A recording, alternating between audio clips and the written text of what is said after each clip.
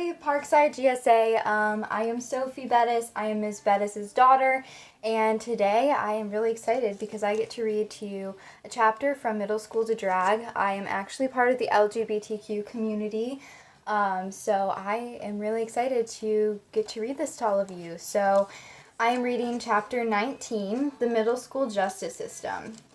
Tommy, Julian, and I sit silently in a row of chairs lined up in front of Mr. Grayson's messy desk like we're facing a firing squad. I'm in the middle and don't like being this close to Tommy. With his head tilted back, he holds a gauze bandage the school nurse gave him to his nose. Apparently Mr. Grayson decided the three of us were the most to blame for the fight. Tommy and Julian, maybe, but why me? I don't say a word, though. It's something I've learned the hard way in my career. Michael Pruitt Business Tip 365. During tense business negotiations, never be the first one to speak or you'll lose the upper hand. Interesting. He hit me for no reason, Coach, Tommy says with a slight pout in his voice. I'm glad Tommy was the one who just lost the upper hand, but I would have been happy too if it had been the vice principal. I guess Mr. Grayson sat me in the middle to keep them apart, but Tommy and Julian act like I'm not here anyway. Julian points at Tommy. He pushed Colton Sanford down on the ground. Colton didn't even do anything. It was a hate crime. Julian folds his arms over his chest. Fat freak, Tommy mumbles. That's enough, Mr. Grayson barks. Julian and Tommy both go silent. Mr. Grayson exhales through his nose and runs a hand over his shiny bald head. I don't know why. Maybe he likes to pretend he still has hair. He looks directly at me. Why is he looking at me? What was your role in all of this, Pruitt? Mr. Grayson asks. I knew he was trying to pin this on me. The vice principal has never liked me for some reason. Maybe he's a homophobe with a good gaydar. I shrug.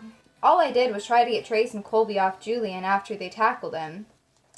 The way Mr. Grayson looks at me with cold eyes and little teeth showing with a ferret makes me wonder if I need a lawyer. There really should be lawyers for kids who are sent to the vice principal's office to make sure they get a fair trial, especially when the vice principal is a suspected homophobe, and the assistant basketball coach and your drag kid client just gave the captain of the team a bloody nose. I would probably be a super crazy good lawyer. I could even start my own firm to help kids who get in trouble at school. Anything Middle School Legal Service, a division of Anything Incorporated. Michael Pruitt, president, founder, CEO, and law and stuff expert.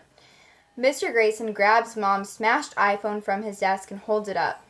Was the fight over this, Pruitt? No, sir, I say, shaking my head like there's no tomorrow. That's my mom's phone. I just dropped it, and then I glance over at Tommy. He shoots me a warning glare that would make Voldemort pee himself. Then, I stammer, trying to avoid Tommy's hard gaze. I guess I accidentally stepped on it during the fight. Tommy gives a little nod. I feel about 2 inches tall telling that lie, especially to save Tommy Jenret's butt, just because I don't want him to pound my face in. Julian doesn't say anything because he didn't see anything. He was too busy trying to breathe under a pile of boys to catch Tommy smashing the iPhone with his foot.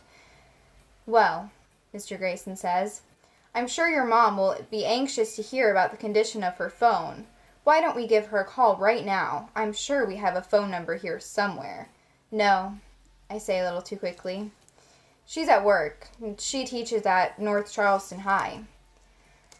Well, I'll send her an email then, Mr. Grayson says, like he's disappointed he can't call Mom right now and rat me out. What about him? Julian says, pointing at Tommy again with a whole load of Miss Coco sass in his voice. As a future lawyer, I would advise him to keep his mouth shut right now. There must be something seriously wrong with Julian the way he keeps pointing the finger at Tommy. It's like he's not scared of Tommy at all. Does he not know who he's dealing with here?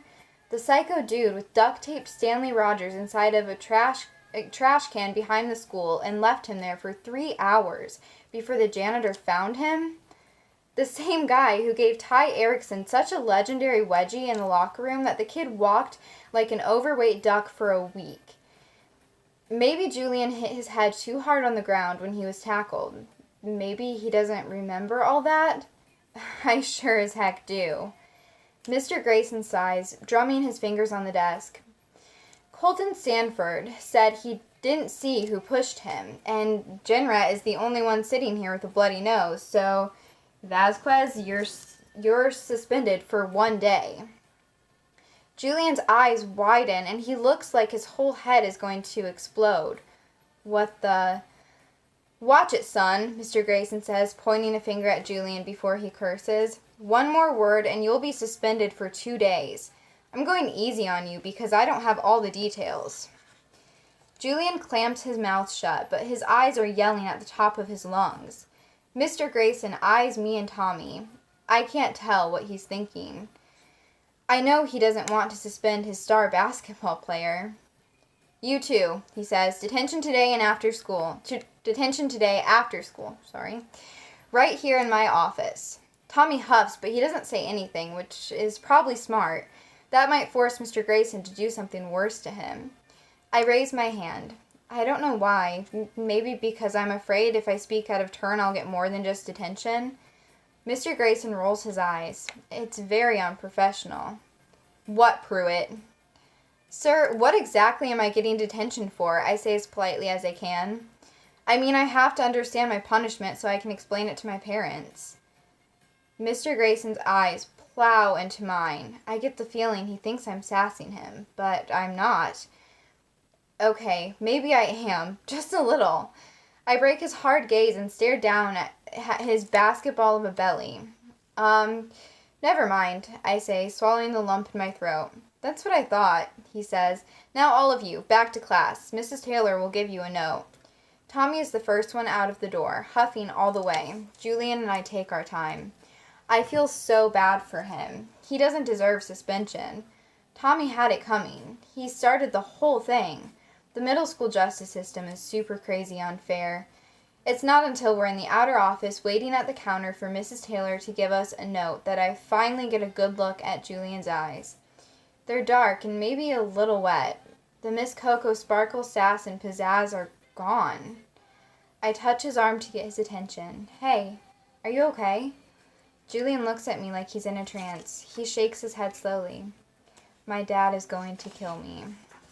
And that was the end of chapter 19. So thank you again, all of you, for letting me read to you. And I hope that sometime in a COVID-free future, I could come in and possibly meet some of you wonderful students in GSA because, yeah, I would love to be a part of that. So I hope you all have an amazing morning, day, night. I don't know what time of day you're watching this, but thank you again for letting me to read to you. And I also didn't get to show you. I had my Starbucks rainbow cup and I didn't get thirsty enough to drink it, but yeah, thank you.